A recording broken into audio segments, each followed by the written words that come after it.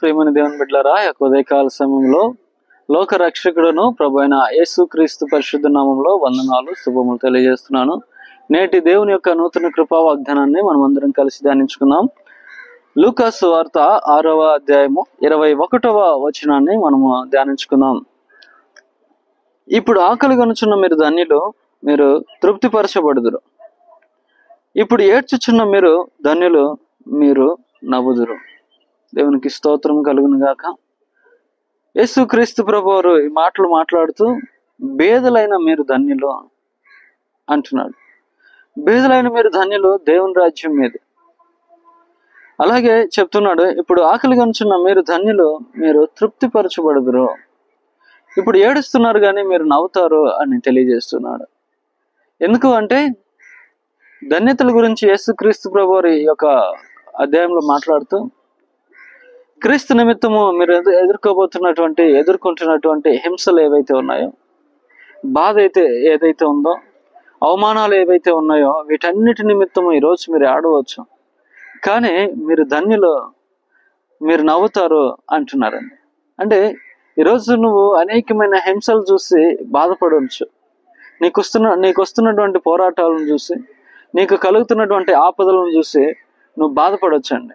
ఇంకా చెప్పాలంటే ఈరోజు దేవుని యొక్క పరిచర్య చేస్తున్నటువంటి అనేక మంది, మరి ఈ యొక్క ఇండియాలో, నార్త్ ఇండియాలో అనేకమైనటువంటి శ్రమలు ఎదుర్కొంటూ కూడా దేవుని కొరకు నమ్మకంగా నిలబడి సేవ చేస్తున్నటువంటి అనేక మంది ఉంటున్నారు. అయితే వారు హింసించబడినప్పటికీ దేవుడు తప్పక వారి ముఖంలో నవ్వును కలుగజేసే దేవుడు. అవునండి, నీ ఆనంద బాష్పాలను దేవుడు నీ జీవితంలో ఇచ్చేటటువంటి దేవుడు. నీ కన్నీటిని తుడిచివేస్తానని దేవుని యొక్క వాక్యం తెలియజేస్తుందండి.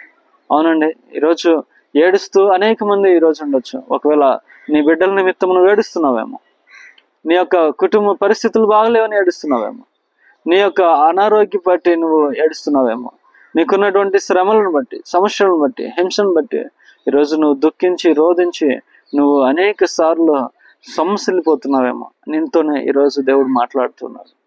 నువ్వు బాధపడద్దు, భయపడద్దు. ఈరోజు ఏడుస్తున్న నీవు నవ్వుతావు. నిన్ను అవమానపరిచిన వాళ్ళు ఈరోజు ఆనందంగా ఉండొచ్చు, కానీ వారు తప్పక ఏడుస్తారండి. నిన్ను ఇబ్బంది పెడుతున్న వారు ఎవరైనా సరే వాళ్ళందరూ కూడా తప్పక ఏడుస్తారు.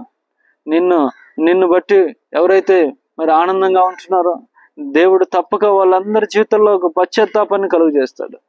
అయితే నువ్వు ధన్యుడు. వాక్యం చెప్తా ఉంది, మీరు ధన్యులు, పరలోక రాజ్యం మీది అని వాక్యం చెప్తూ ఉందండి. కాబట్టి నువ్వు ఏ విషయంలో కూడా సమస్యలిపోవద్దు, నమ్మకంగా ఉండు, ధైర్యంగా ఉండండి. దేవుని బిడ్డలారా, దేవుని కొరకు నమ్మకంగా ఉండండి. యోబు గారి జీవితాన్ని మీరు గమనించండి. ఎన్ని శ్రమలు వచ్చినా ఆయన మరి ఎప్పుడు కూడా దేవుని ఒక్క మాట అనకుండా విశ్వాసంలో నమ్మకంగా నిలబడడం వలన దేవుడు అత్యధికమైనటువంటి ఆశీర్వాదాలు ఆయనకి ఇచ్చాడు. రెట్టింపు ఘనత, రెట్టింపు దీవెనలను యోబు గారు పొందుకున్నట్లు లేఖనాల్లో మనం ధ్యానిస్తూ ఉన్నాం. అలాగే నువ్వు కూడా మరి ఆశీర్వాదంగా ఉండాలి అంటే నీకు వచ్చే హింసలలో, శ్రమలలో నువ్వు ఆనందంగా ఉండు, నువ్వు సంతోషంగా ఉండు, నువ్వు బాధపడొద్దు. ఈ యొక్క ఉదయకాల సమయంలో దేవుడు నీతో మాట్లాడుతూ ఉన్నాడు. ఈరోజు నువ్వు దుఃఖిస్తున్నావేమో, ఏడుస్తున్నావేమో, నేను నీకు నవ్వు కలుగజేస్తాను. నీ కుటుంబంలో ఆశ్చర్యమైన కార్యాలు చేస్తాను. ఎప్పుడు నవ్వుతామండి? కుటుంబంలో మనం అనుకున్న కార్యాలు జరుగుతున్నప్పుడు, మరి ఆశించినవన్నీ జరుగుతున్నప్పుడు మన జీవితాల్లో నవ్వు కలుగుద్ది. అంటే నువ్వు ఇప్పుడు ఏడుస్తున్నావు కదా, నీ కుటుంబ పరిస్థితులు నేను మారుస్తాను, నీ అనుకూల పరిస్థితులు మరి నేను నీకు మారుస్తాను అంటున్నాడు. నీ ప్రతికూల పరిస్థితులు అన్నిటిని అనుకూల పరిస్థితులుగా మారుస్తానని దేవుడు యొక్క ఉదయకాల సమయంలో నీకు తెలియజేస్తున్నాడు. ఇప్పుడు దాకా ఏడ్చావేమో, రోధించావేమో, బాధపడ్డావేమో, దేవుని బిడ్డ నీతో దేవుడు మాట్లాడుతున్నాడు. ఇంతవరకు ఏడ్చింది చాలు, నేను నీకు సంతోషాన్ని ఇస్తాను, నేను నీకు నవ్వు కలుగు చేస్తాను, నేను నీకు ఆనందాన్ని ఇస్తాను.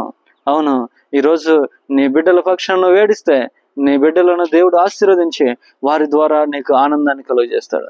నీ భర్త పట్ల ఏడుస్తున్నావా, దేవుడు నీ భర్త పట్ల నీకు ఆనందాన్ని కలుగు చేస్తాడు. ఒక మార్పు దేవుడు తప్పక కలుగు చేస్తాడండి. నీ యొక్క వ్యక్తిగత జీవితాన్ని బట్టి కూడా నువ్వు రోధిస్తున్నట్లయితే దేవుడు నీ జీవితాన్ని కూడా మారుస్తాడు. నీకు కావాల్సినటువంటి ప్రమోషన్స్ ఇస్తాడు. ఉద్యోగంలో మరి అంచెలంచెలుగా నిన్ను ఆశీర్వదిస్తాడు. ఉన్నతమైన స్థితికి తీసుకెళ్తాడు. ఆధ్యాత్మిక జీవితంలో గొప్ప స్థాయికి తీసుకెళ్తాడు. అంటే ఏమీ లేను మరి ఎన్నో సమస్యలతో అప్పులతో బాధపడుతున్నానని నువ్వు ఒకవేళ ఉన్నట్లయితే నీ అప్పులన్నిటిని కూడా దేవుడు కొట్టివేస్తాడు. నీకు కావాల్సినటువంటి సకల మేలులతో నీకు దయచేస్తాడండి. సమృద్ధి దీవెనలను మేలులు దేవుడు నీకు దయచేస్తాడు. కాబట్టి నువ్వు విశ్వాసం ఉంచు. నువ్వు చేయాల్సిన పని ఒక్కటే, నీ హృదయంలో దేవునికి చోటిచ్చి నువ్వు దేవుని యందు నమ్మకంగా జీవించగలిగితే నీవు ఏడ్చినటువంటి ఏడ్పుకు బదులుగా నీకు సంతోషాన్ని ఇస్తాను, నువ్వు నవ్వుతావు అని దేవుడు తెలియజేస్తున్నాడు. కాబట్టి నువ్వు ఈ యొక్క వాక్యమందు నమ్మకం ఉంచు. దేవా, నేను ఇన్ని రోజులు ఏడ్చాను నాయనా, నువ్వు చెప్పావు ఈరోజు నువ్వు ఏడ్చావు, నువ్వు ఇప్పుడు దాకా ఏడ్చావు, నీవు ఇక మీదట నువ్వు నవ్వుతావు, నీ యొక్క జీవితంలో సంతోషాన్ని ఇస్తానని చెప్పావు. కాబట్టి తండ్రి, నువ్వు నాకు సంతోషాన్ని ఇవ్వబోతున్నందుకు మీకు వందనాలు చెల్లిస్తున్నాను నాయన. మీరు నన్ను దీవించండి, ఆశీర్వదించమని నువ్వు అడుగు, నేను ఆశీర్వదిస్తాడు. ప్రార్థన చేసుకుందాం. పరిశుద్ధుడా, కృప కలిగిన తండ్రి, మీకు వందనాలు, స్తుతులు, స్తోత్రాలు. నైనా పేదలైన మీరు ధన్యులు, పరలోక రాజ్యం మీది అన్నావు తండ్రి. ఇప్పుడు ఏడ్చుచున్నావు, నీవు నవ్వుతావు అని చెప్పావు తండ్రి. మీకు స్తోత్రాలు. నా కుటుంబంలో నేను వీక్షిస్తున్నటువంటి వారందరి జీవితాల్లో, వారి కుటుంబాల్లో నేను వారికి ఉన్నటువంటి ప్రతికూల పరిస్థితులను బట్టి నాయన ఏడ్చుంటారు. అయితే ప్రభు, ఈ రోజు నుంచి నాయన వారు నవ్వులాగిన ఒక అద్భుతమైన కార్యాన్ని, ఆశ్చర్య కార్యాన్ని మీరు చేయండి తండ్రి. మీ యొక్క నామములో గొప్ప కార్యాలు వీక్షిస్తున్న నీ బిడ్డలందరూ పొందుకునేలాగిన మీరే యేసు నామములో గొప్ప కార్యాలు చేయుదురుగాక ప్రభా. మీరు ఆశీర్వదించండి, దీవించండి. వారు చేస్తున్నటువంటి సకల పనులలో, ప్రయత్నాల్లో మీరు ముందుగా ఉండి గొప్ప విజయాన్ని దయచేయమని అడుగుచున్నాం. వారి ప్రయత్నాల్లో, పనులలో, ప్రయాణాలలో క్షేమమును మీరు కలుగు చేయమని ప్రార్థన చేస్తున్నాం. మీ యొక్క దూతలను నిరంతరం నీ బిడ్డల చుట్టూ ఉంచి మీరు నడిపించమని యేసు క్రీస్తు పరిశుద్ధ నామములో ప్రార్థన చేస్తున్నాము తండ్రి. ఆమేన్.